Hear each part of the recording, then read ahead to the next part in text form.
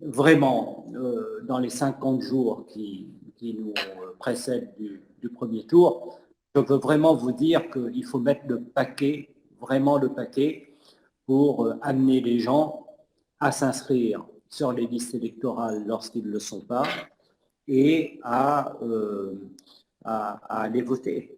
Bon, et ça demande une organisation, ça demande un travail extrêmement important et j'espère en tout cas qu'en Guadeloupe comme ailleurs, que les ressources existent pour le faire.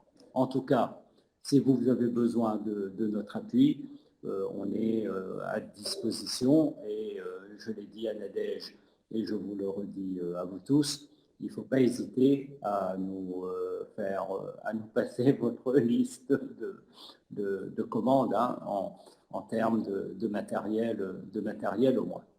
Je ne sais plus qui. La deuxième chose, c'est que Outre-mer, compte tenu du fait que les autres forces sont assez affaiblies, la bataille se fait. La Guadeloupe, c'est un peu particulier parce que Macron a le soutien de Harry Chalus, mais la grande bataille outre-mer se fait entre le Rassemblement national et les Insoumis.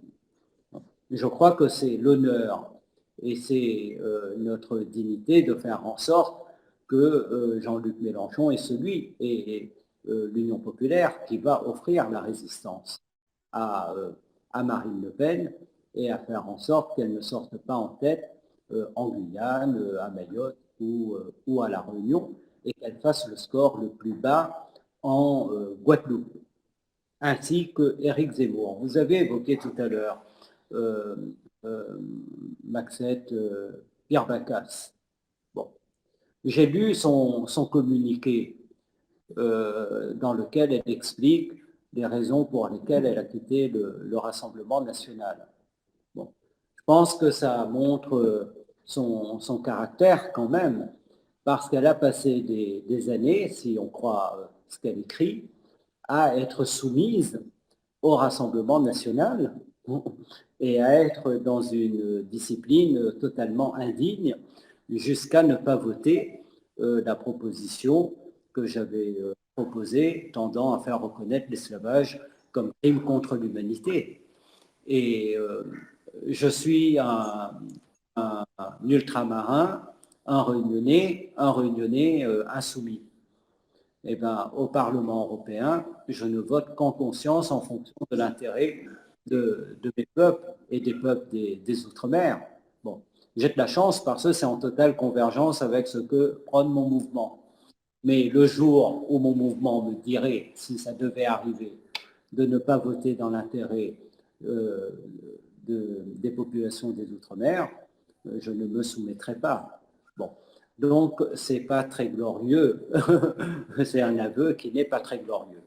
Et par ailleurs, quitter le Rassemblement national pour aujourd'hui rejoindre Éric Zemmour, bon, c'est quand même, il y a une forme de cohérence et de logique hein, qui indique quand même à qui on a affaire.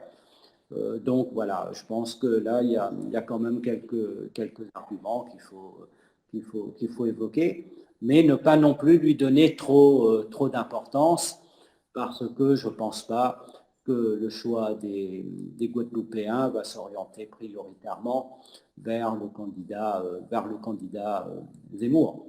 Je pense que nous devons continuer sur les thèmes qui ont été mis en exergue lorsque Mathilde et Jean-Luc sont passés en Guadeloupe et que c'est là-dessus qu'on peut prospérer en amenant dans la campagne des thèmes qui sont les plus proches de la vie quotidienne des Guadeloupéens et des Guadeloupéennes. Je vous rappelle tout de même que sur la question du chlordécone, parce que ça c'est des arguments qu'on peut amener également, que j'ai été le premier à poser la question du chlordécone au Parlement européen, et avant même que la question ne soit posée au niveau de l'Assemblée nationale et que nous avons fait un certain nombre de propositions au niveau européen et nous avons essayé de pousser autant que possible, mais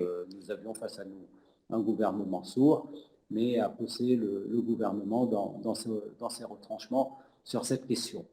Donc,